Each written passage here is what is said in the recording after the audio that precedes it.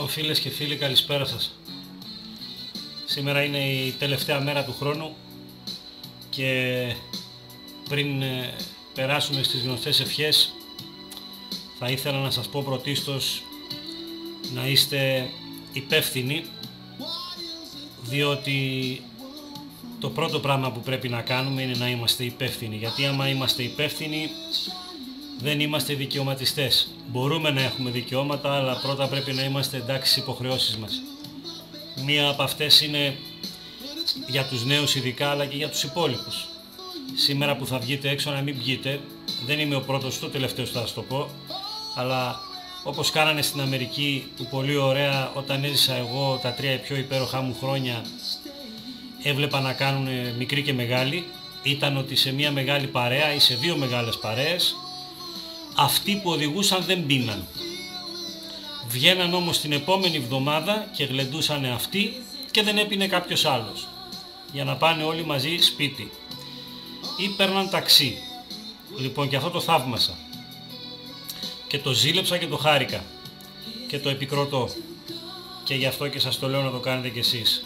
Δεν χάνετε τίποτα άμα δεν πιει κάποιος σήμερα. Ένας από εσάς να μην πιει, για να μπορέσει να οδηγήσει και να πάτε όλοι στο σπίτι σας καλά. Λοιπόν, οπότε υπευθυνότητα. Ένα άλλο είδος υπευθυνότητας είναι ότι σήμερα, για παράδειγμα, εγώ είμαι κρυωμένος. Εδώ και μερικές μέρες είμαι κρυωμένος, αλλά εχθές με χτύπησε το βράδυ καλά. Έκανα τεστ, είμαι καθαρός από κάθε ασθένεια, γρίπη Α, Β, Δ και ό,τι δεν συμμαζεύεται. Όλα τα τεστ τα έκανα και κορονοϊό κλπ. Αλλά στην οικογένειά μας έχουμε 4 άτομα μεγαλύτερης ηλικίας, άνω των 70. Έχουμε 2 μωράκια που είναι από 5,5 και κάτω. Λοιπόν, και έχουμε και 4 ενήλικες οι οποίοι δεν μου φταίνε σε τίποτα. Οπότε, προκειμένου να προκαλέσω κάποια ζημιά και κάποια επιδείνωση, θα κάτσω στο σπίτι σήμερα και θα είμαι μόνος μου. Δεν είναι ούτε η πρώτη ούτε η τελευταία, ούτε και θα πάθω τίποτα. Αλλά για να μην πάθουν οι άλλοι τίποτα, επιλέγω να μείνω σπίτι μου. Λοιπόν, θα κάνουμε μια βιντεοκλήση και θα είμαστε όλοι καλά. Οπότε, υπευθυνότητα πάνω απ' όλα για σήμερα. Εύχομαι πατριδογνωσία ώστε να έρθει πατριδολατρία. Διότι εάν δεν έχεις πατριδογνωσία, που σημαίνει δεν έχεις γνώση της πατρίδας, δεν μπορείς να αγαπήσεις την πατρίδα. Δεν ξέρεις τι είναι. Και δυστυχώς, ακούγοντας από εδώ και από εκεί, βλέποντας κανένα βίντεο στο YouTube ή οπουδήποτε αλλού, θεωρείς ότι είσαι πατριώτης, θεωρείς ότι είσαι το ένα το άλλο, αλλά δεν ενεργείς σαν τέτοιος. Φαίνεται από τις πράξεις σου, από το σκουπίδι που θα πετάξεις στον δρόμο, από το αν θα πιεις σήμερα, από το αν θα πας στους συγγενείς σου άρρωστος. Από όλα αυτά φαίνεται ο πατριώτης. Λοιπόν, και από πολλά άλλα. Εντάξει, αλλά τα μικρά είναι που μας κάνουν να διαφέρουμε. Επίσης, εύχομαι αυτογνωσία. Διότι αν δεν υπάρχει αυτογνωσία δεν μπορεί να υπάρχει τίποτε από τα παραπάνω. Ούτε η υπευθυνότητα, ούτε η πατριδολατρία και η πατριδογνωσία.